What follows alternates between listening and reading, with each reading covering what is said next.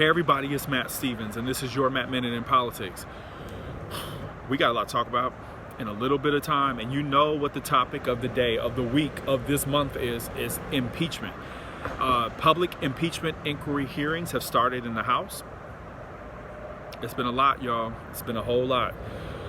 I have thought about exactly how to talk about it with you guys. I'm not going to give you a summary of what's been going on just because I think you all are smart enough to go out and look at clips and read transcripts yourself. You don't need me for that. But I have really thought about what's kind of the line of questioning and what general patterns have we been seeing, okay? We'll get to that in a second. Here's what we have seen. 8 witnesses in 5 different public hearings. Some of them have been doubled up, and I think one day we had 2 sets of 2 witnesses. But yeah, 8 witnesses, 5 public hearings in probably a little bit over a week. So lots of information. These are career foreign service professionals, career military professionals, and you know, some of these people have held these jobs, you know, between the military and foreign service up to maybe 50 years. I know at least in one person's case, they were appointed in the mid-80s, you know, to the foreign service. So we're not talking about run-of-the-mill people. Anyway, the central question is, and I talked about this in a video in September when they announced the impeachment inquiry, is whether or not Donald Trump used taxpayer funds to he extorted taxpayer funds in order to get Ukraine to investigate Joe Biden's son, and the Biden family to affect the 2020 election outcome. Because, of course, as we know, Joe Biden has been the front runner in a lot of polls, and he is presumed that, or at least at this point, he's presumed to possibly be Donald Trump's main opponent in the 2020 election. So did Donald Trump use taxpayer funds in order to did he use taxpayer funds to try to coerce Ukraine to investigate the Biden family in order to affect the 2020 election outcome? So that's what those 8 witnesses in 5 different hearings, they've been giving their testimony because they work in federal service. Some of them work here domestically in the United States, others work abroad in Ukraine or in the EU in general. In Gordon Sondland's case. So, you know, they're telling their stories about the work that they do, what they see, what they know, the way that things have always operated, some of the ways that the things have not always operated because there were other back channels going on. Not getting into all that, but that's been kind of the gist, if you will. So if you think about like a regular court case, you have a central thing that has happened, and in this case it is the possibility of extortion, bribery, etc. by the president, and involving the country of Ukraine in that. But then you want to look at each one of the witnesses and what did they do, what did they see, and so it's that point that we're at now, and figuring out, well, what do you do, what, you know, where do you work, and what happened, and you know, what emails did you send, what calls did you make, you know, what did you know that was going on behind the scenes. So that's really where we are now in those public hearings. Now, mind you, there's been a whole set of private, well, I should say not private, closed-door depositions in the past few weeks from the same people. So now they've made them all public, so those people have to come back in now. That's what we're seeing, and they're coming back in to just basically put their testimony out in front of the American people. So you got that, right? So here's what I want you to walk away with. And if you don't walk away from anything in this video, I want you to walk away with this. There's 2 different sets of narrative, if you will, that are coming, one from the Democrats, the other from Republicans, about this impeachment inquiry and what has happened. Democrats, they've been relying a lot on their witnesses. Those are the people that work in the foreign service, work in the military, that are familiar with the day-to-day happenings of Ukraine, of the United States, of our foreign policy, of what ambassadors do and their staffs and all that kind of stuff. And they've been essentially telling the story of, you know, this was supposed to happen, this aid was supposed to be here, it did not happen, and I sent this email and I alerted this person, you know, the details. You get that part. Okay, the Republicans, on the other hand, have not been paying attention to any of that stuff, okay? They have been really focused on a lot of the process.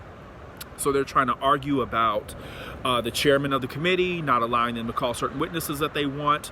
They have been arguing about actual rules and who gets to talk when, and making a big deal out of that.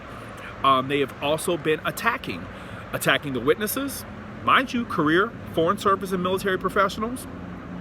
They have been attacking the Democratic lawmakers themselves and the things that they've said in the media interviews that they've given, and really attacking that and the whole idea that the Democrats or any person, any living person, would go after Donald Trump for anything because he's so perfect. They've also attacked the witnesses themselves. So people like Marie Yovanovitch, Gordon Sondland, Ambassador Taylor, people like that. They've attacked them.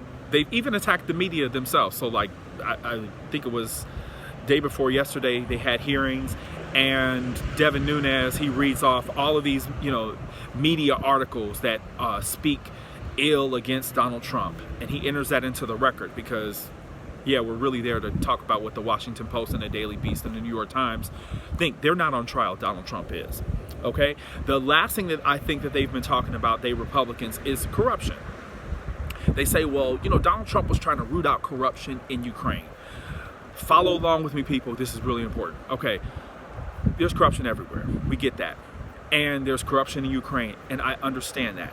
But Donald Trump is still allegedly in violation of the Constitution in trying to bribe Ukraine to do something by using taxpayer-funded monies in order to get Ukraine to affect our 2020 election outcome. Just not allowed to do that, okay? So that's been a problem. Other issue is that because there's corruption going on everywhere, because there's been corruption in Ukraine, one of the biggest acts of corruption that's going on right now in Ukraine is that Russia is occupying a part of Ukraine. Now, this doesn't really have anything to do with the impeachment inquiry, but if you, Donald Trump, and you Republicans are so concerned about corruption, there is corruption every single day that's happening as I'm doing this video in the country of Ukraine, because Crimea, which is a sovereign part of Ukraine, has been occupied by Russia and was annexed by Russia in 2014 illegally. That is the reason why Russia is not in the G8 anymore. It's down to the G7, and that's the reason why Russia has faced a lot of sanctions, because they illegally took part of Ukraine. That, I don't know what you call corruption, but that's corruption. Republicans have looked nothing at that. So you'll see these two narratives. With each witness, you see those two narratives. You see the witnesses speaking and really giving their account, their testimony, and corroborating a lot of what the Democrats have said. Democrats haven't been perfect, but that's what they have relied heavily on their witnesses, because their witnesses are there every day on the ground. Republicans have tried to make it about everything other than Donald Trump, other than Mike Pence, everything other than Mike Pompeo and their actions. Notice that the Republicans have never called for Donald Trump, Mike Pompeo, Mike Pence to come before the committee and talk about what they know. The impeachment inquiry is specifically about Donald Trump. Republicans, why would you not? If Donald Trump is so innocent, why would you not want him there? Okay? I'm over 8 minutes into this video. I'm getting ready to wrap this up, but I'm glad that you guys stayed with me, because this is really important. So remember, those 2 points of view are what I want you to keep in mind. Final point, a lot of people have asked me, still, do you think that Donald Trump will be impeached? My quick answer, yes. I think he will be impeached in the House. Now remember, go back to my video in September when the inquiry launched. Impeachment is not the removal from office, okay? Impeachment is not the removal from office. Impeachment is more like, here are the charges, and this is what the charges that the House has brought forward. But there still has to be a trial in the Senate. So if the Senate does their trial and they do not convict him in the Senate, then Donald Trump will not be removed from office. At the present time, I don't think that he will be removed, just because there's a lot of Republican senators and they're beholden to Donald Trump. They're afraid of him. They're just loyal to the Republican Party, and they don't want to be the people that actually stand up for the rights of the American people. So that's my take on impeachment. Now, we're not done with impeachment yet. So I'm sure by the time you see this video, there would have been more impeachment news. I've seen everything up to some of Gordon Sondland's testimony. So that's all I can speak to as of right now. But he had bombshell testimony. You might want to pay specific attention to his opening statement. But just take a minute and do a little bit of light research on the impeachment hearings and see what is being said. But I want you to pay attention to those two narratives that I talked about. So this has been your Matt Minute in Politics, a very long minute. We're at almost 10 now. So very, very final point is social media. All my social media is right here on the video if you look down in the lower left-hand corner. So I want you to follow me. I want you to follow me on YouTube, on Twitter, and on Instagram at Mr. Prune Juice. Definitely, if you have questions about this, let me know. Send me a,